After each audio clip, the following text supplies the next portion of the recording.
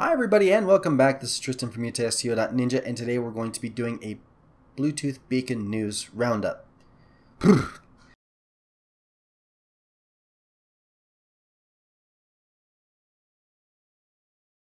So basically what I've been doing is I've been collecting interesting stories and articles about beacons during the week, and I send these out to a newsletter, but I want to take some of the highlights and I want to share them here with you guys, just that way you have an idea of some of the ways that beacons are being used, some of the ways that people are selling the beacons, and then also just some industry information. Before we hop into it though, I do want to let you guys know this is a new kind of content we're trying out here on the channel. I thought it was interesting. There's a lot of neat things going on in the Bluetooth beacon world, and I thought that would be a good idea to share it with you guys. So if you like this kind of content, if this is helpful, if it's useful, let me know in the comments and give the video a like, and we'll keep going. Okay, beacon time. So first off, we have Austin, Texas, and their plans to deploy beacons throughout their main, city center. And basically what they want to do is they want to give people access to different cultural events, different businesses. They're connecting their beacons with their public transit system, and so you'd be able to see, how far away a train is or a bus, or you can see, different bus routes and things like that. I thought that was pretty neat. They're hoping to, help increase tourism and get more people using public transportation, and then of course also visiting some local businesses. Now I actually thought this was kind of neat because it sounded a lot like a video game called Watch Dogs. Now the concept behind the video game of Watch Dogs is that you could hack this system in order to do different things, and with beacons obviously it's a little bit more complicated to hack it because we're just sending people to a website, but it is pretty interesting. Now these guys are doing it through the company called Connect Things, and this is Connect Things with only one T.com. And it just talks a little bit about their business and the things that they do, specifically talking about IoT devices, or the Internet of Things. And IoT is basically what we're talking about here, except that it also includes things, like putting Wi-Fi in your fridge and stuff like that. But yeah, they talk about different kinds of beacons, NFC beacons, and then they call them QR code beacons, and I don't know if I'd really call that a QR code beacon, but whatever. And then the kind of beacons that they're using are called bluecats, and these actually looked kind of neat. I'm going to reach out to them and see if they'll send me some free samples. But these are the beacons that they're using, so if you guys want to check those out, then you certainly can. Links are in the description, as well as signing up for our newsletter. Another thing you guys might be interested in is that the company Reveal Mobile has requested a patent to use beacons to actually track people. So what they do is they coordinate and triangulate, or whatever relate, your position based on the beacons that are popping up near you, and then they compare that with GPS information, and then they try to figure out where you're going to go next.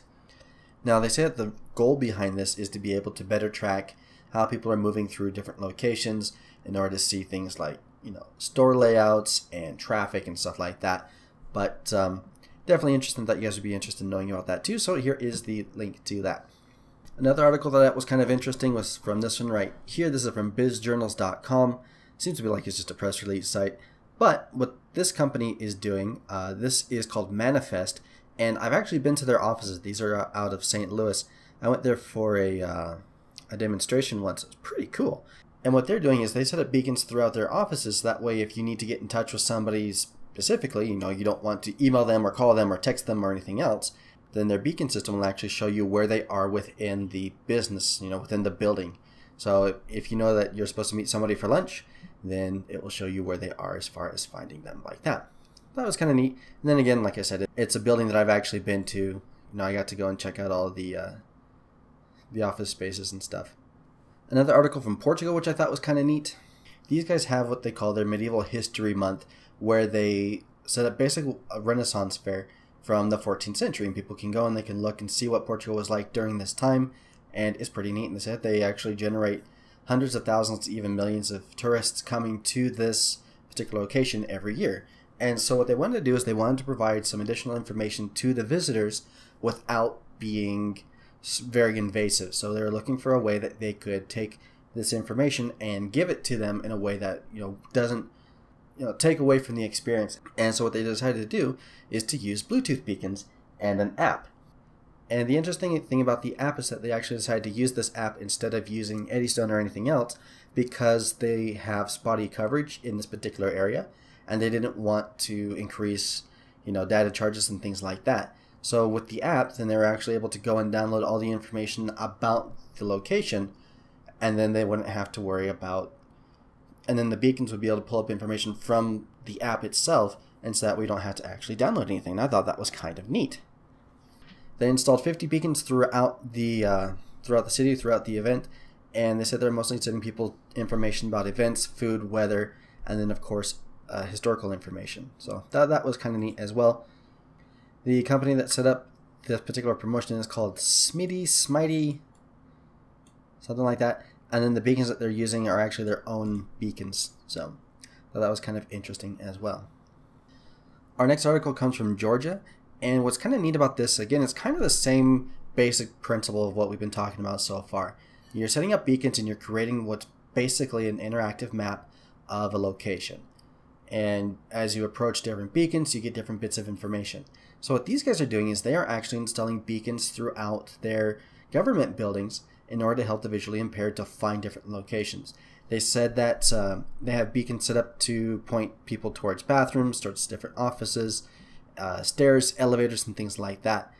Now they have 65 beacons spread out through the different government buildings, and then the company that's managing all this, they're called FAR, and they actually do things specifically like this. They specifically build these platforms for the visually impaired for these kinds of buildings. And like I said, 65 beacons, and they're charging $6,000 a year in order to maintain the beacons in case they are lost, damaged, or stolen, which works out to be a little bit less than $100 per beacon per year, which isn't too bad, especially when you consider that a beacon itself normally would, depending on the kind of beacon that they're using, but, if they're going to be talking estimate, for example, then you can get the sticker beacons, which will do pretty much exactly what you want to do. Those things are $10 a piece, and so you figure you could replace all the beacons that they have, or at least 60 out of the 65 beacons that they have 100 times a year, and you'd still be making money off of that. So this could be an interesting approach for people who are interested in the resale side of this. $100 a year, that's not too bad. And if you're setting them up with eddystone or something like that, it's a very, very simple process. So something else I thought you guys would be interested in seeing.